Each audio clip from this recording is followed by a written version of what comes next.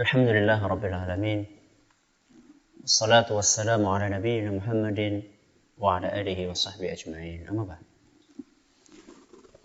Suatu saat setelah saya ngisi pengajian di sebuah masjid, ketika pulang saya diantar oleh salah seorang jamaah pengajian. Dia bercerita tentang pengalaman dia yang unik tapi menyedihkan. Kata dia, pernah suatu saat saya bepergian, kata dia, dari rumah menuju ke suatu tempat. Di tengah perjalanan pulang, saya kemalaman. Sehingga karena terbiasa untuk menunaikan sholat berjamaah, maka saya pun mampir sebuah masjid. Masjid yang cukup besar, cukup megah. Saat itu sudah masuk waktu maghrib. Sesampainya di masjid, ternyata lampu belum dinyalakan. Maka dia pun menyalakan lampu yang ada di masjid. Tak dia nyalakan. Setelah dia nyalakan, dia mau adzan tapi jangan-jangan ada muadzinnya. Akhirnya dia tunggu. 1 menit, 2 menit.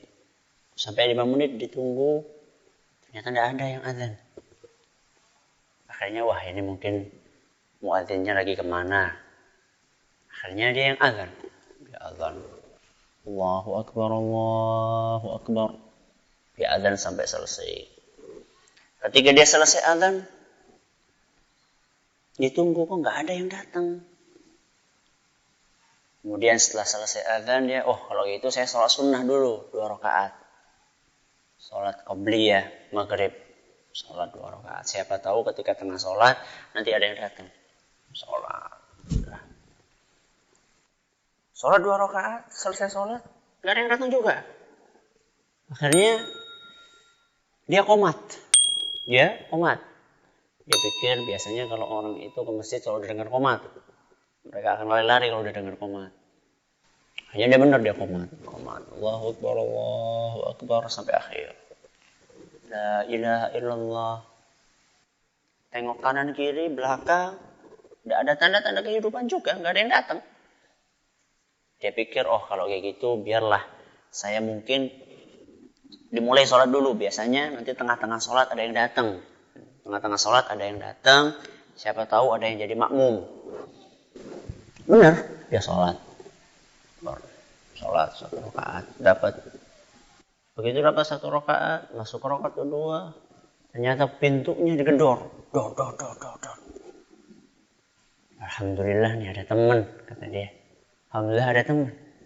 Udah 2 rakaat, 3 rakaat, selesai. Assalamualaikum warahmatullahi wabarakatuh. Assalamualaikum warahmatullahi. Ketika dia nengok ke belakang, ternyata nggak ada siapa-siapa. Di belakang nggak ada siapa-siapa. Akhirnya dia agak gemeter juga. Bulu kuduknya yang tadi bisa biasa mulai merinding. Wah ini jangan-jangan siapa tadi yang gedor-gedor pintu. Akhirnya mungkin dia tidak sempat sholat sunnah karena sudah terlanjur takut.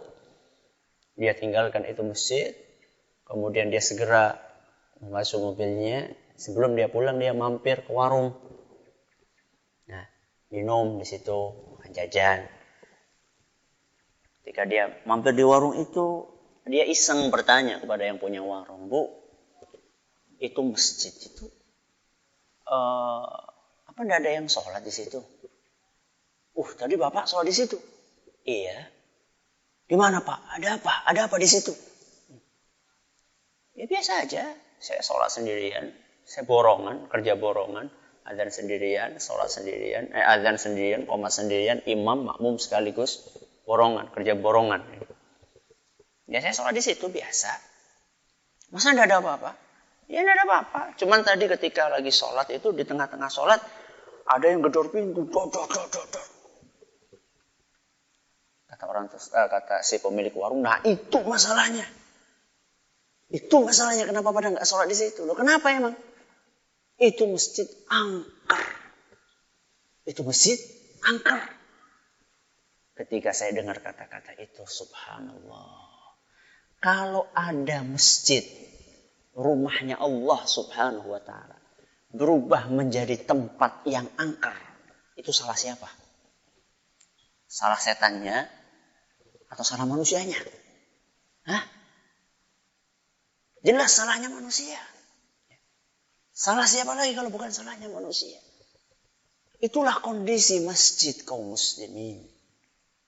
Kalau seandainya kaum muslimin dipacu, dimotivasi mereka untuk iuran bangun masjid, untuk iuran merehab masjid, Masya Allah, semangat sekali mereka, luar biasa.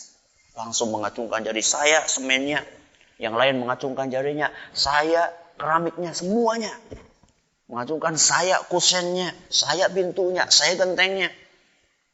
Giliran suruh bangun, giliran suruh ngerehab masjid, semuanya berada di garda yang terdepan. Setelah jadi, giliran ngisi masjid, apa kata mereka? Semuanya mundur ke belakang. Belakang sendiri. Inilah kenyataan yang ada. Saya bukan sedang mengatakan jangan bangun masjid. Saya bukan sedang mengatakan jangan rehab masjid. Tapi janganlah cukup sampai di situ. Kita itu dituntut bukan hanya untuk membangun masjid. Tapi kita juga dituntut untuk memakmurkan masjid. Sejauh mana kita memakmurkan masjid? Kita manusia yang ada umurnya. Yang sudah tua-tua. Sekarang yang ngisi masjid coba lihat. Nah, udah batuk-batuk, udah bungkuk-bungkuk. Nah, udah peot-peot. Anak-anaknya pada kemana? Kalau mereka yang tua-tua ini sudah mati, siapa yang mau melanjutkan masjidnya? Maka mari kita berusaha untuk mengajak anak-anak kita, untuk mengajak putra-putri kita ke masjid. Ya. Supaya apa?